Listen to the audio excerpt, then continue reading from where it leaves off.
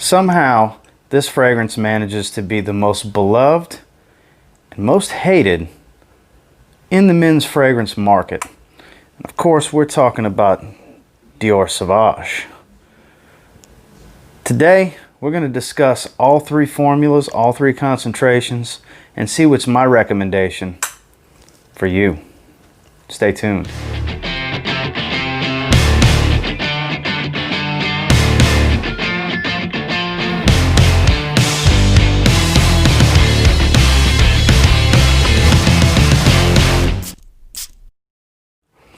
So before we get going, this is going to be a bit of an interesting video because like I said, some people hate this fragrance because it gives them headaches and they can't stand how synthetic it is because ambroxan's a man-made aroma chemical, and some people love it. It's their compliment machines, all three versions of it.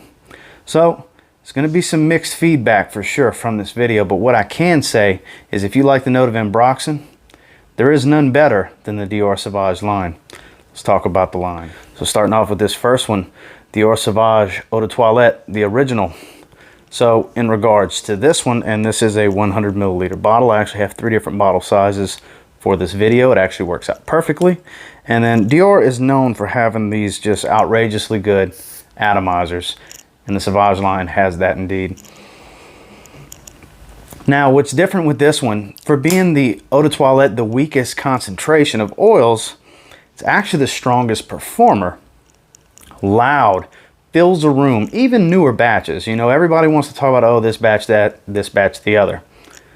Even to this day, this is a 2-year-old bottle actually, so it's not a newer batch, but absolutely fills a room. Citrus dominant in this one. This one's the freshest of the 3 concentrations. Obviously, we're not discussing the cool spray. I'm talking about just the fragrances themselves. And this one, like I said, compliment machine. This is the one that started it all. There's a lot of fragrances that smell like Sauvage, and they're referring to this one. Most famously, Prada Luna Rosa Carbon smells like a more rounded off version of this, and in my opinion actually smells better than the Eau de Toilette. But if you're looking for a loud compliment machine type of fragrance, Dior Sauvage Eau de Toilette is going to be difficult to beat because ladies love the way this thing smells. That's why a lot of guys buy it. That's why a lot of guys wear it. Spokesperson for it is Johnny Depp. It's known as the Johnny Depp fragrance. It's the cheapest of the 3, the most widely available, and the one you're going to smell on people the most. This is the most popular one, and that's Sauvage the Eau de Toilette. Next, of course, chronologically, would be Dior Sauvage Eau de Parfum, the EDP. This is a 60 milliliter bottle, so this is a little bit smaller bottle size. This one actually adds a bit more depth, a little bit more spice to it, richens it up quite a bit. It matures it, if you will, but not too much. Still a very, very playful fragrance. Not quite as loud. Still very long lasting on my skin. Still an 8-hour fragrance easily, if not pushing more into the 9.5 hour range, and still quite loud. This is still not a subtle fragrance at all. Don't think because you're stepping up in concentration that the projection is going to go down that much, because ambroxan is just a loud fragrance note, and it's dominant again in the Eau de Parfum. But like I said, the difference with this one, it adds a little bit more sweetness in the background on the undertone. The vanilla is heightened in this one, and it does add a little bit more fresh spice to it and tones down the citrus. This one, like I said, matured is not really the best word, but it's what I'm going with for right now, because comparatively to the Eau de Toilette, the Eau de Parfum has matured a little bit. This is kind of the happy medium between the Eau de Toilette and the Parfum, which we'll speak about next. This is a lot of guys in their 30s and on up that wear Sauvage kind of go after the Eau de Parfum based on what I see around me. Maybe different in your area where you live, but around me, this seems to be the most popular among my age group and a little bit older, which I'm 35 years old. So, like I said, kind of the happy medium, not quite as loud, but definitely has a bit more depth to it. And this Dior Sauvage EDP. And last, obviously, is Dior Sauvage Parfum. This is a big 200 milliliter massive bottle, and this actually won Designer Luxury Fragrance, Men's Luxury Fragrance of the Year from the Fragrance Foundation Awards. I did not realize the Parfum was that popular. Some of you may be shocked hearing this, but the Fragrance Foundation Awards was a little over a week ago, and this won Men's Luxury Fragrance of the Year, the Parfum concentration. I was quite surprised by that. Don't get me wrong, I think it's a fantastic fragrance. The knock on this one is that it doesn't project that well. And the note breakdown will lead you to believe that there's no ambroxan in there, but trust me, the DNA of what Sauvage is all about, ambroxan, is absolutely in this fragrance.